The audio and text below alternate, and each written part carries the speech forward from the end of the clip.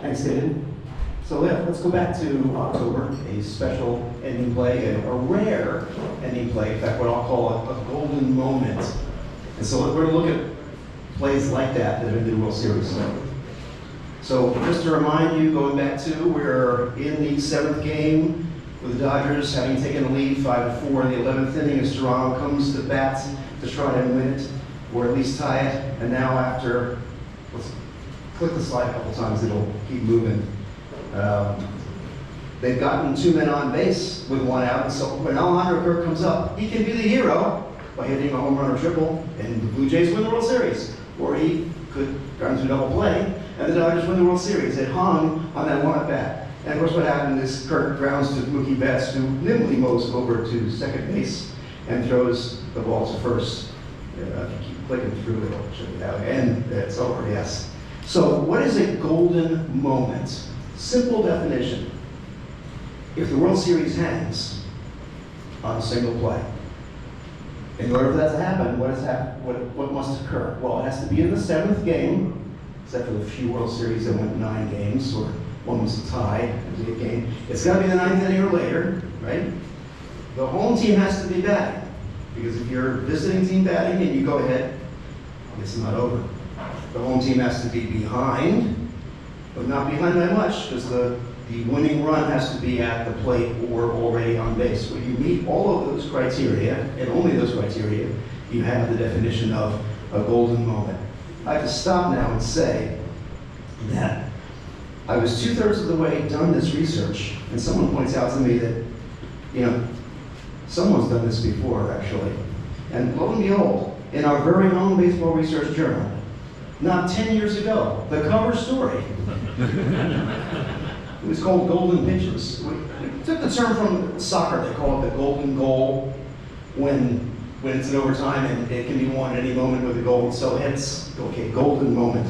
But tribute to Wade Kapsukowicz, if I'm saying it right, who did this research much before me, and all I've done is added some flavor and added in the things that have occurred since his research many years ago. So, in World Series history, starting in 1903 when the first World Series was done, we've had over 120 World Series that have been played, and 42 of them, next slide, have gone to the 7th game. But in only 9 of these have we had this moment occur. Pretty rarely early on, and actually more than half have occurred in the last 30 years, which is probably just a random thing, but it's just notable that we had a large gap.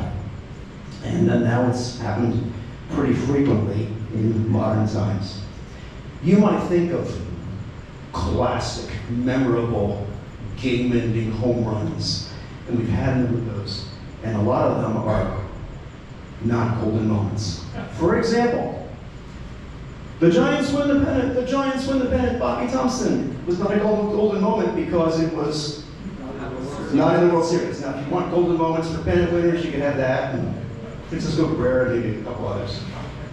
The great comeback from Bill Mazeroski in 1960 is not a golden moment because the score was tied, and there was nobody out. So the Pirates couldn't lose. Mazeroski made it out. The famous Kirk Gibson shot from behind, but it's game 1.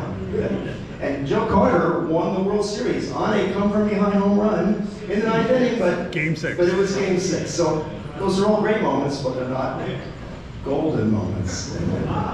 All right. So if we look across the golden moments, you'll say, wow, it wasn't just randomly obscure players who were in most of these. This is a pretty packed lineup, is it not? Some of the best players in the game have been involved in these golden moments. And so we're going to walk through them in chronological order.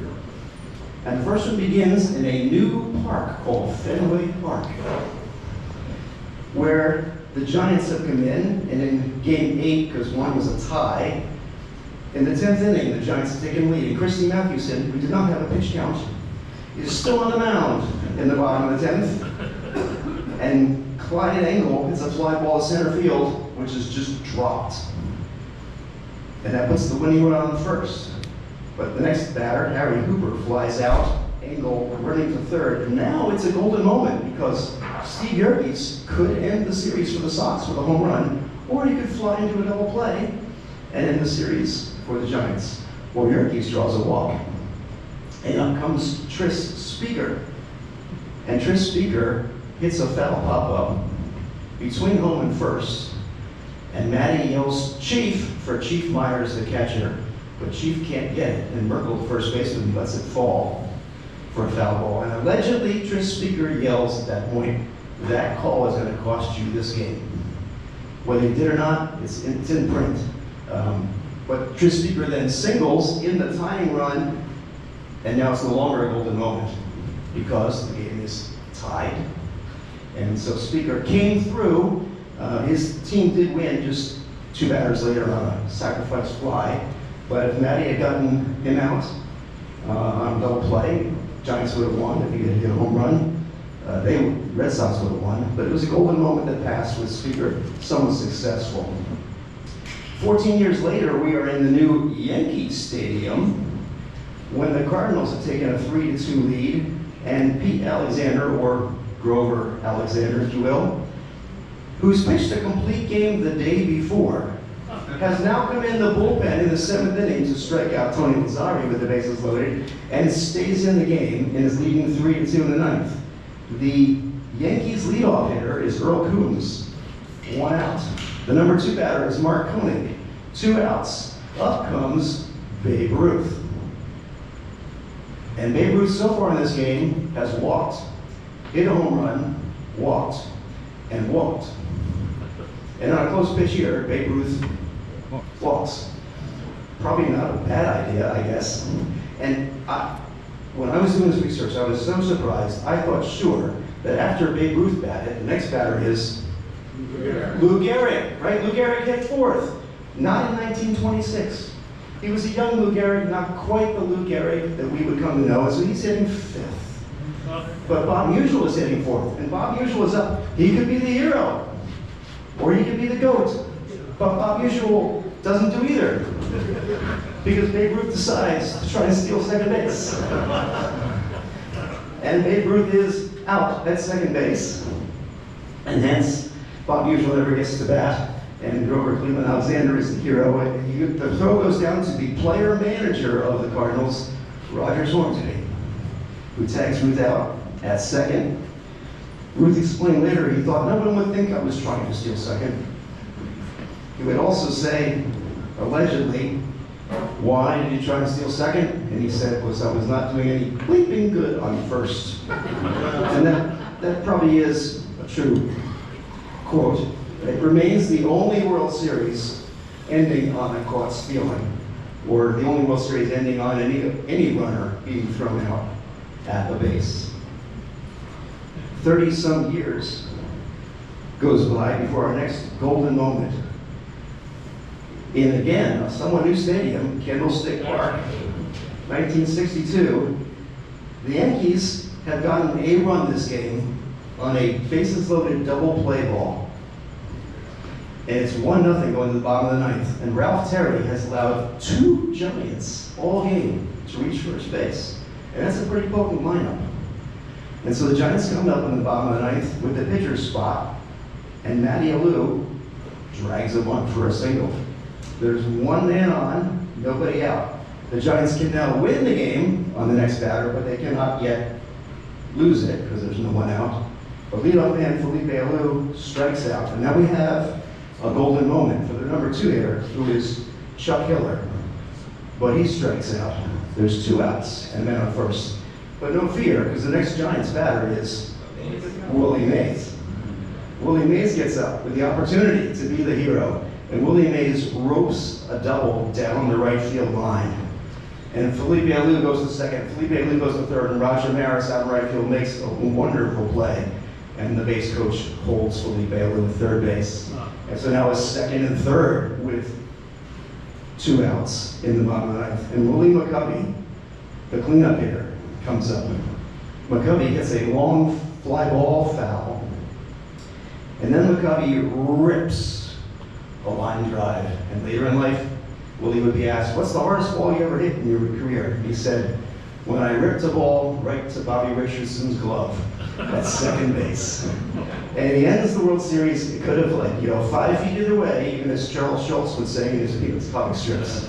5 feet either way, 5 feet above, whatever. The Giants are world champions, but the Yankees win. This is the only time that there were 3 golden moments in one World Series.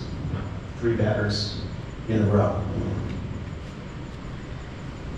In 1972, the Oakland Athletics and the Cincinnati Reds in the 9th inning, the A's are ahead 3-2. And with the Reds up, first we have a pop out, and then we have a ground out, but magically Darrell Chaney is hit by the pitch. And so Raleigh Fingers on the mound, and if you remember the 1970s A's, if it was a close game at the end, Raleigh Fingers was on the mound. But now is a golden moment for Pete Rose. Pete Rose could end the series for the Reds, but he could also end the series for the A's. And Pete Rose flies out to fairly deep left field, and Joe Rudy brings it in. And the Athletics win. They win their 4th game of the World Series. They win their 4th game of the World Series by 1 run. In fact, if you remember the A's in the 70s, they won 3 consecutive World Series, which of course is 12 wins, 4, 4, and 4.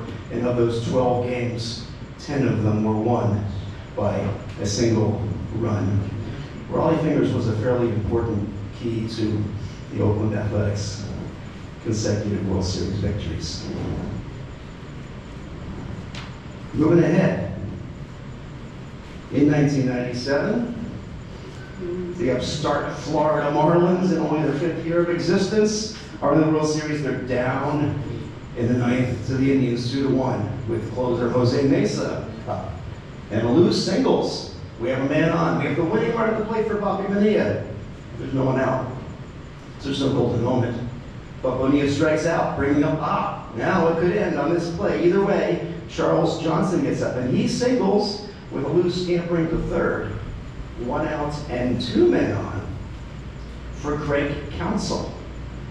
And if you don't remember this particular play, it's because it wasn't one of the memorable ones, because Craig Counsell hits a sacrifice fly to tie the game.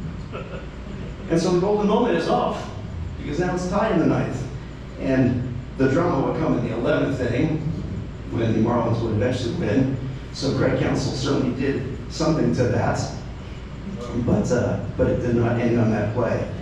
The more memorable one might be the 2001 Yankees Diamondbacks, where the Yankees have having won 11 playoff series in a row, from 98 to 2002, so far in 2001, and with Mariano Rivera on the mound in the 9th inning. How could they possibly lose? But Mark Grace singles to start the bottom of the 9th. DeLucci pinch runs for him. Damian Miller reaches on a botched bunt. And so now we have 2 runners on. And Jay Bell, this is the golden moment, because Jay Bell, with a theory, could hit into a triple play. And end the World Series for the Yankees. Or he could hit a double or triple home run and end the World Series for the Diamondbacks. So Jay Bell once, so he's not going to hit a home run or a triple play, but he bunts into a force out. They fail to get the double play. But now Jay Bell's on first. And now we have a golden moment with, there is an out. There are 2 men on, and Tony Womack comes out, and he hits a very key, probably more key than Luis Gonzalez, but he hits a very key double, scoring run to tie the game. It's now 2-2, and the golden moment is off because of the tie game. And of course, just 2 batters later, you have the little loop single that makes the great 57 home run hitter, Luis Gonzalez, the winner. By the way, Jay Bell's pinch hit there. He was pinch hitting for Randy Johnson, who had thrown the last 4 outs after pitching 7 innings for the win in the day before that. So sometimes the pitch counts don't matter.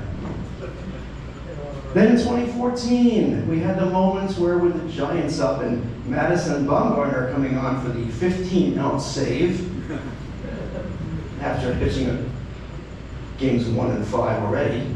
He comes in the 5th inning, the Giants up 3-2, and here in the 9th inning, the Giants are still up 3-2. and he gets an out, and he gets a second out. It looks pretty bleak for the Kansas City Nine that day. But Alex Gordon hits a single, and the ball skips through the center fielder, and Alex Gordon goes to second, and Alex Gordon goes to third, and they hold Alex Gordon at third, which that would have been a special moment if they had not. Prudence says they probably was a wise decision, but we'll never know. But now, Salvador Perez could hit a home run and win the game, or Salvador Perez could make an out, and Salvador Perez pops up to Panda in the foul ground.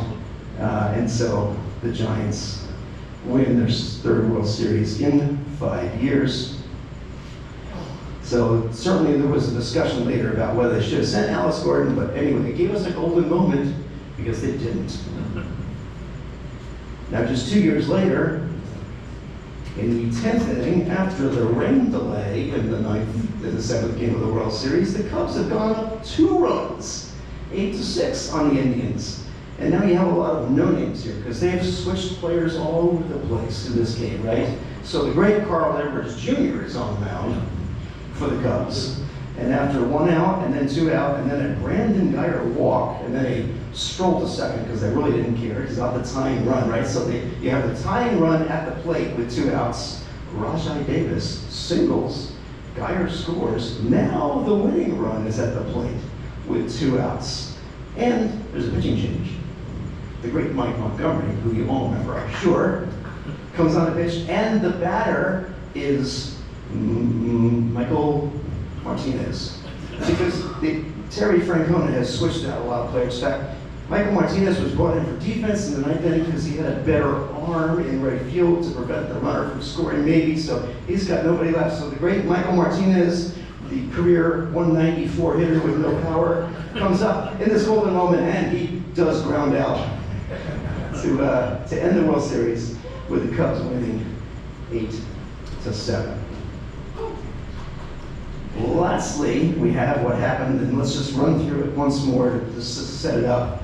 This past year, with the Dodgers ahead 5-4 in the 11th, and the latest inning-wise golden moment ever, the 11th inning, and Yamamoto has come on the mound. The Dodgers, of course, keep using their starting pitchers as relievers because they don't trust the relievers.